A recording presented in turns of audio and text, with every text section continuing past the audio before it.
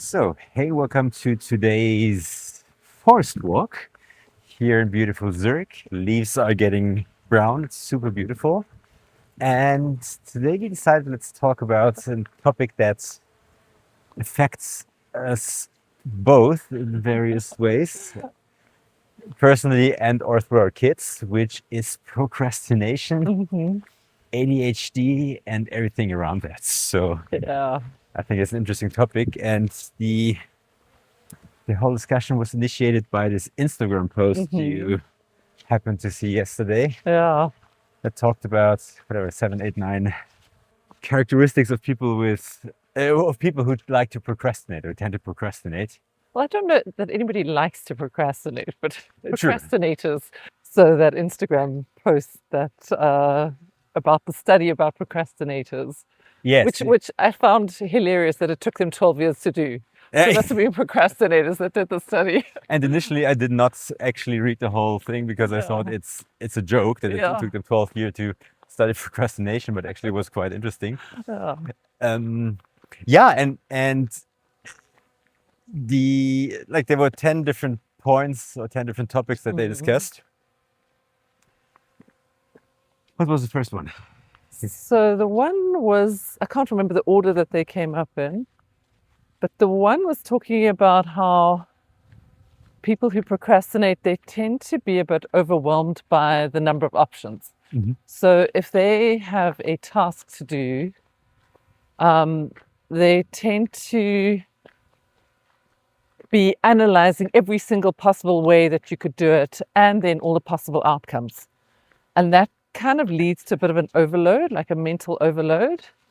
And And in it's, particular, what could go wrong, because that's yeah, one of the things that I can fully sign relate up to, to. Yeah. relate to is okay. So if I do that, what are the things that I could do? What are the things that I could do better in a Yeah. different way? And what are the options? And you kind of tend to massively overthink things. Yeah.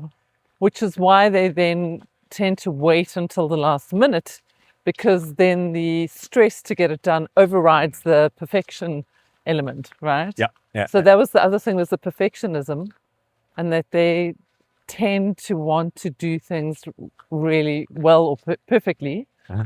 and then they're paralyzed by exactly as you say all the things that could possibly go wrong or all the different ways to do it and so they put it off, put it off, put it off. And then eventually it's like down to crunch time. It's 3 a.m. You've got to present at 8 a.m., which is something I've seen you do. Many And then times. the pressure's on, and that then overrides the perfectionism streak And the overthinking. and the That's overthinking. that's the key Yeah. part. And the interesting, and it's not from that particular post, but from something I recently saw in a podcast episode, because I would consider myself a procrastinator. Yes. Yes, thank you. Thank you for not taking even a single moment Moment to to just consider. consider that. But yes, okay, we're good on that. Where the definition of I'm a procrastinator in most cases doesn't make sense because people who procrastinate, it's not that you procrastinate everything, right? It's not Yeah. like you sit around and do fuck all, Yeah. but it's more a topic of It's not that you sit around and do nothing. exactly Quite the often contrary. Yeah. quite the opposite, right? I can Yeah. get a shit ton done. Just the one thing that I really should do that I don't want to do, that's then what's being procrastinated, right? Exactly. And sometimes it's also boredom, right? So it's like it's to do with the pathway in your brain relating to dopamine, which is your reward system for your brain. And that task doesn't, in and of itself, generate enough dopamine for you sometimes. And so it's so boring that your brain doesn't want to do it. And so you avoid it until you have the adrenaline going and you're absolutely under pressure. Okay, I And know. that then creates Yeah, I didn't actually. Yeah. and that stress produces enough then of the sort of stimulation that you need to actually get through The dopamine, completing the task. the Yeah. dopamine kick. I Yeah. mean, I don't know exactly how. I mean, the stress would cause adrenaline to be released, and epinephrine and norepinephrine. I don't know how those work with the dopamine, but certainly that kind of makes sense, right? That you uh, Yeah, looking you for feel- the dopamine kick in a way. yeah, And yeah. I can relate to that absolutely in 100% because when I procrastinate tasks, and you know that very well, it's typically not the things, not the tasks, It's and not not the the interesting challenges stuff, yeah. that are challenging or complicated or Tedious. tedious. It's Or most of the time the stuff that's oh, just boring and yeah. repetitive. And I mean, in my case, I mean, Sorry, that's yeah, sorry. sure. What I was saying was that you tend to procrastinate on the tedious, administrative, heavy stuff. Um, yeah, that's certainly what I've seen. Yeah, yeah. Yeah, And it's true. And it's like, that's why I'm always saying I'm a horrible administrator. yeah, Throw me into cold water and give me the most demanding tasks, and I'm very happy to do yeah, and work all night. But yeah. ask me to file 50 pieces of paper, and Submit your expenses. I can do it. Yeah, it's typically my Oh, expenses, yeah, like my yeah, pet peeve. yeah.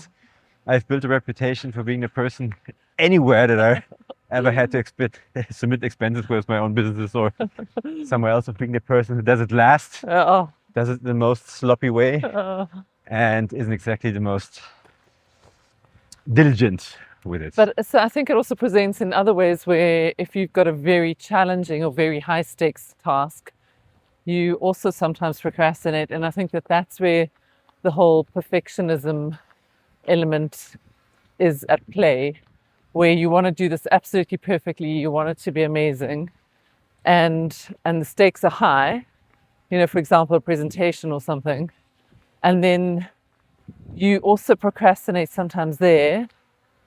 And I think that that's because you think you have all the possible scenarios and all the ways that could or can't go wrong, all the different ways you could do it. And then you also need that pressure to get over the perfectionism element. So I think it's both. And I think both sort of present themselves. And then the other thing was that people who procrastinate tend to have more gray matter. I think they did MRI scans and saw that their brains have more gray matter. So, which is all to do with neural connectivity, and they tend to have a higher IQ. And so the post was saying that people who procrastinate are actually a specific neural type. You know, they're specific. They have a specific way of using their brains, and trying to get somebody to not procrastinate is like trying to make somebody who's left-handed into a right-handed person. Yeah. So it was super interesting. And the way they framed it was, it's a form of, although I hate the term because it's so horribly overused, Yeah. it's neurodiversity, Yeah, right? So there seems to be an actual difference in brain chemistry and brain biology, yeah, brain structure, right? brain Yeah. structure compared to other people. And that's what makes it so hard to overcome, right? Because Yeah. like, same in my case, there's often things that they wouldn't be difficult to do at all, Yeah, and they would be important and urgent and whatnot. But then they just quickly steer the journey a little bit. Let's see. But then I just can't get myself to do it unless it's really in the last freaking moment, yeah. because I'm just not. It's just Having driving me said that, insane. you do also always deliver at the last moment. That is true. That is Yeah, true. I It's mean, like- you've never dropped the ball. You've always, you've always delivered, and often what you deliver is fantastic. You know, if I think back to, work situations, etc. You know, you deliver a fantastic end product. But yeah, the pressure is stressful for all of those around you, I think. Yeah, it's true, right? And we also had little arguments where I needed to get back to you Yeah, like I for was something waiting that you for were waiting feedback. for. Yeah, You were waiting for feedback, and it was one of many things on my to-do list for that day, for that yeah, week. And it wasn't the most fun thing, the most engaging task. yeah. And I just kept delaying it. And then when I come to you the night before it's due, and I say, "Hey, here's the 38 things I don't like about this," then you got it. Exactly. And then can you I'm tell like, me I earlier? want to go to bed. I don't want to stay up till 3 a.m. working on this. Yeah, Yeah, so it's difficult when you're working in a team environment or working with other people, and especially when you're relying on other people and they're relying on you. So it's not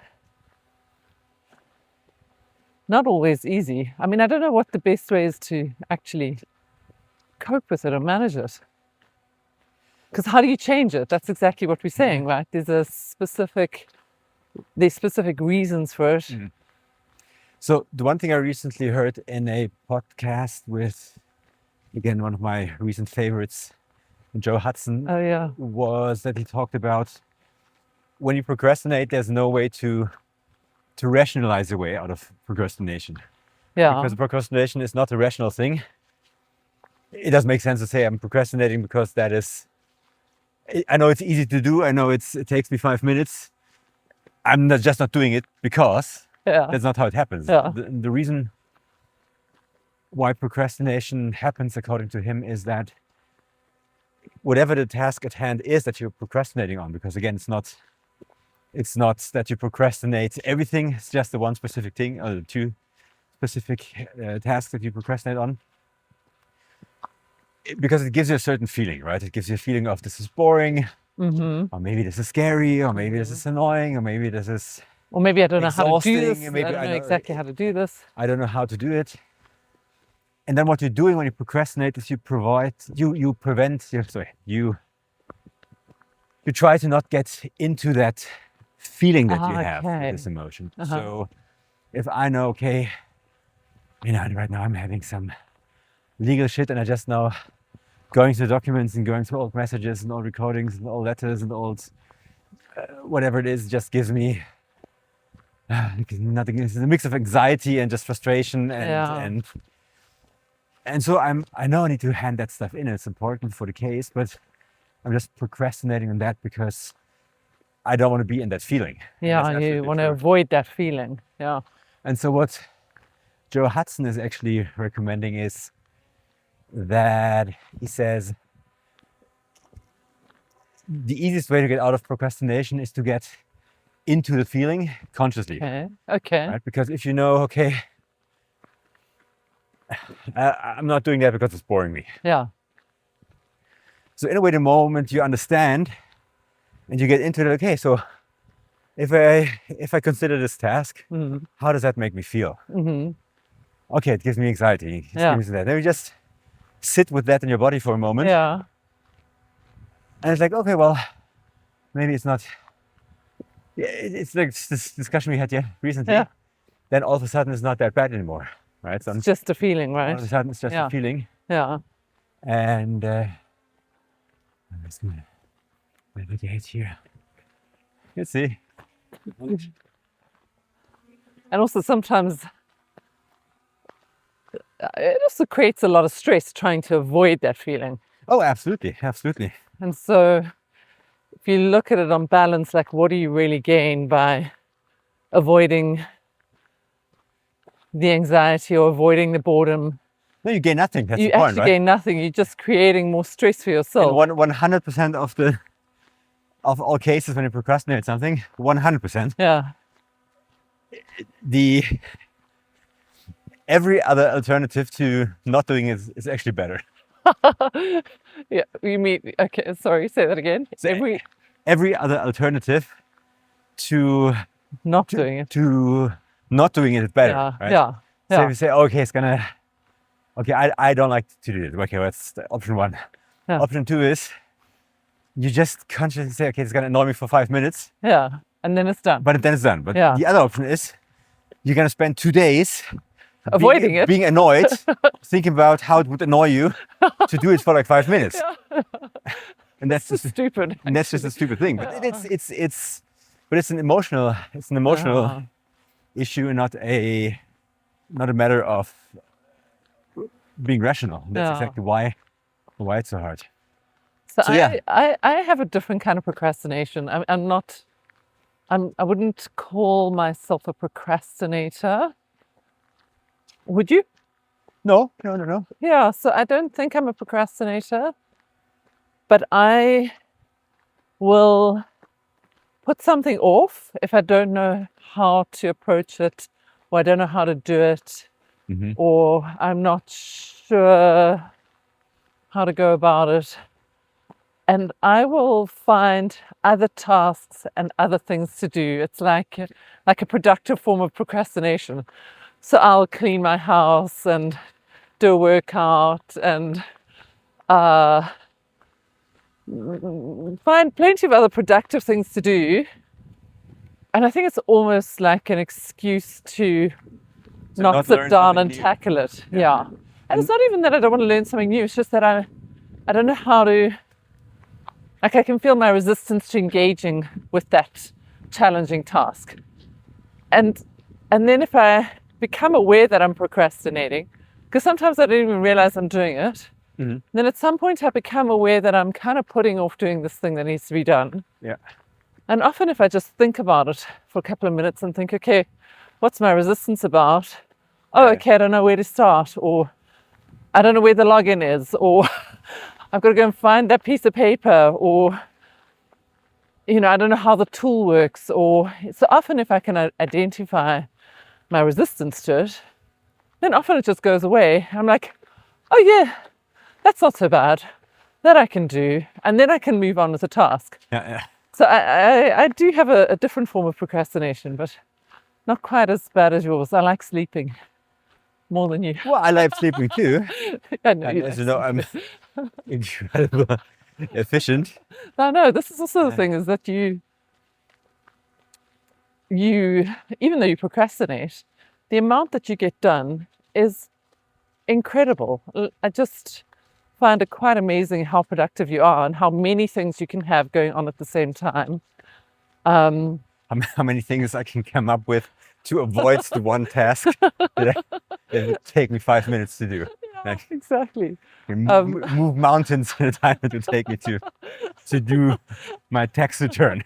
Exactly. Or whatever it is. But there, in that kind of case, it's much more exciting to do something fun, like, putting content on YouTube and Instagram, etc., and creating content. It's much more fun than doing your tax return, right? So there's that element of boredom, and but you're incredibly productive actually, and you're certainly not at all lazy. You get a huge amount done. Yeah. The other thing the article talked about was exactly that, right? How interesting it is how much people can get done, or how much procrastinators can get done in the amount of time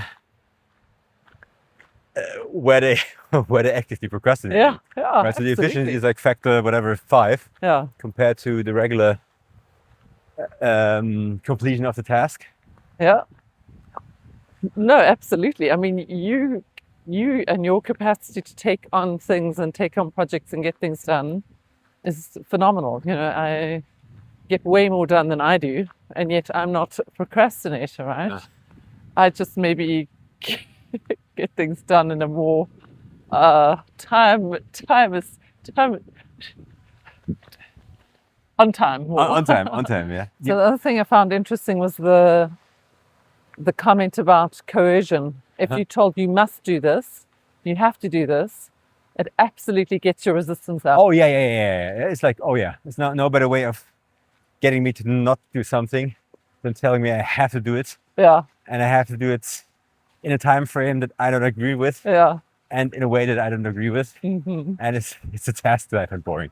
No better way to get me started than to not do it. Yeah.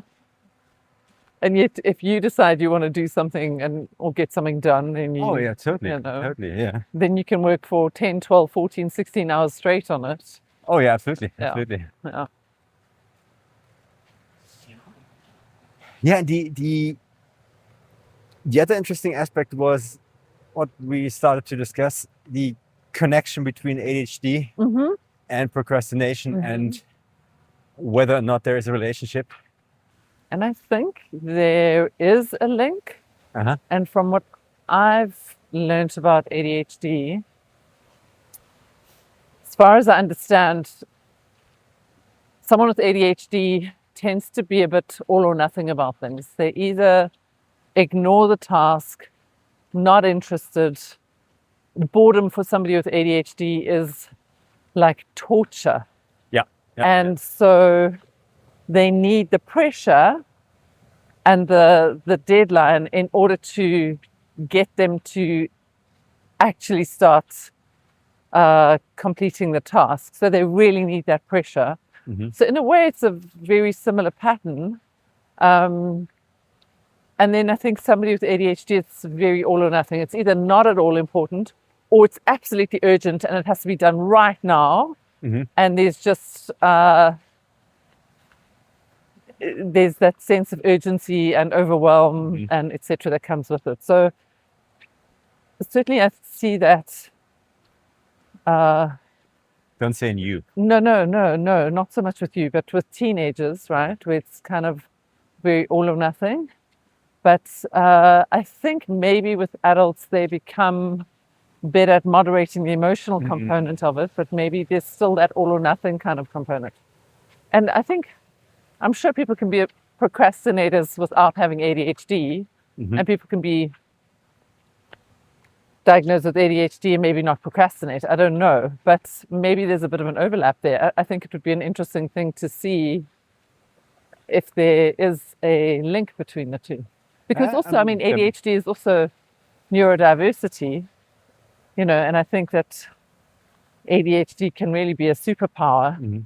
I think of neurodiversity as actually being, you know, somebody who's got an exceptional kind of mind and makes amazing connections and they're wired differently. And I think it can be a superpower if you learn to harness it. So I know you don't like the term, but I think, you know, neurodiversity covers all sorts of things from autism to ADHD to procrastination, apparently. It's not so much that I don't like, not so much that I don't like the term itself. It's, as with ADHD, I sometimes get the feeling it's a bit overused and used as an excuse for everything, right? And often when I hear neurodiversity, it's from people who, you know, have blue-colored hair, a nose ring, and sport woke theories, just to have an excuse not to be a productive member of society. Member of society, in a way, right? So that's why I don't like the term. It's not in itself; it's an absolutely valid term. It's just a little bit overused, and the same with ADHD, where there certainly are cases of ADHD, as we know, but you know, it's often taken as an excuse from parents to defend their shit little unmannered shitling kid. And like, oh, no, it's little Peter is so smart and he has ADHD and he's just different. And then little Peter's sitting in a corner eating crayons. So yeah, it's a bit overused in terms of, it's been used as an excuse. That's why I don't like it. No, absolutely. And I think there's a fine line between using those diagnoses as an excuse and at the same time acknowledging that somebody's different and has different strengths and different weaknesses, etc. And I absolutely agree. I don't think it should be an excuse ever. And at the same time, you also can't deny that it does make people different. So I think it's a very fine line to tread and very difficult, I think, for parents as well, actually, to get that balance right, where your child still needs to be held accountable, still needs to behave in a way that's acceptable to the rest of society, at least within reason, and yet at the same time acknowledge that they're different. So I think it's very, very difficult. And I think that there's also a lot of, I think in the past there was a lot of societal pressure for everybody to fit in a certain box. And in a way, I think it's quite nice now that there are alternatives and there's an acknowledgement that not everybody's the same. And there's understanding for different behaviors. And like in the Middle Ages, there was always the village idiot, right? There was kind of this person who was different or behaved differently. And probably if we had the chance to go back to these cases of the village idiots and look at it from a medical perspective with the knowledge and understanding that we have today, those would be the people that have had some sort of, as we said, neurodiversity, right? Yeah. That had some sort of not even mental disorder, but sure there was also the case in a lot of cases, but just they were just differently wired. They're just differently wired, Yeah, exactly. And possibly now it's maybe being overdiagnosed. And I think that there are many factors that can influence neurodiversity. But if you think back thousands of years or hundreds of years, there were always people on the fringes of society that were considered different or considered strange or considered somehow Off. not normal, not right? normal, I Quote mean, unquote normal, right? yeah, quote unquote normal, and I think that nowadays, with a better understanding of what makes those individuals unique and what their strengths and weaknesses are, And also, that what's can be the reframed. underlying reason for the different Yeah, behaviors, right? Because absolutely. a lot of times, it's not so much a choice, but It's definitely It's, not a choice. There's a reason for it. yeah, it's a matter of brain chemistry. It's a matter of brain biology. Mm-hmm. Not that I want to behave in this or that way. Yeah. And yeah, that wasn't as well understood in the past, for sure.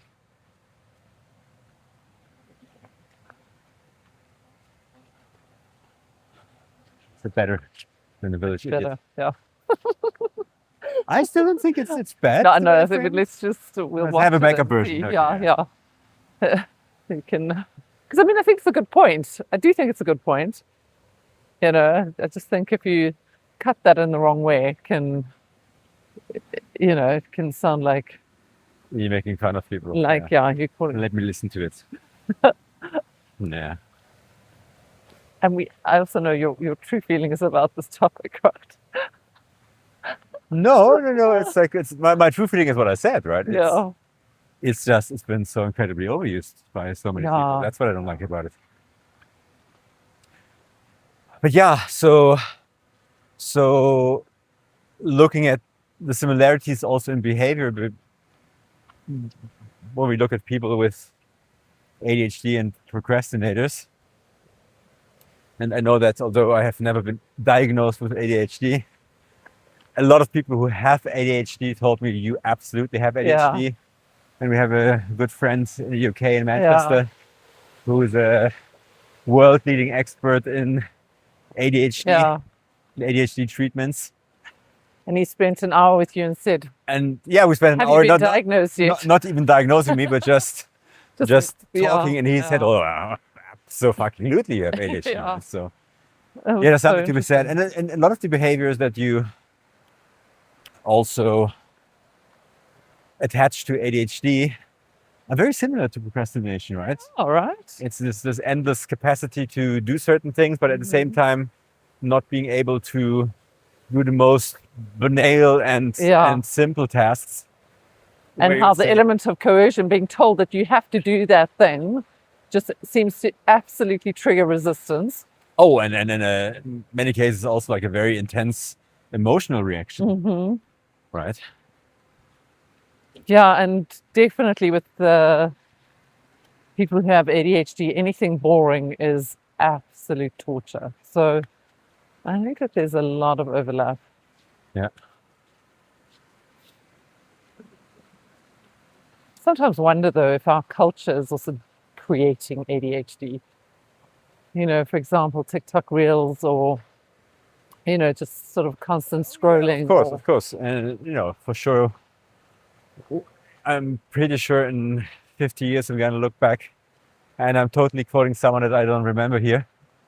In 50 years we're going to look back and we're going to say, the experiments that we did with TikTok and social media will be something that we'll look back and say, how could we? Yeah, and we're going to look back at the times when we were creating algorithms to keep kids addicted to certain behaviors and say, hey, why the fuck did we ever think that's a good idea, right? Yeah. So let me just quickly fly by here. Yeah, I have Yeah, a no, so feeling it's we this are going to look back at this generation and almost like a lost just, generation in a yeah, certain way, right? Because they grew up as a big experiments, yeah, social media experiments, with a screen in their hand from when they were 4 with or younger. no understanding of what it does to To how it development, wires your to brain. Yeah. how it wires your Yeah. brain, to behavior, to behavioral patterns. And I'm sure we can look back and say that was a very bad idea, Yeah.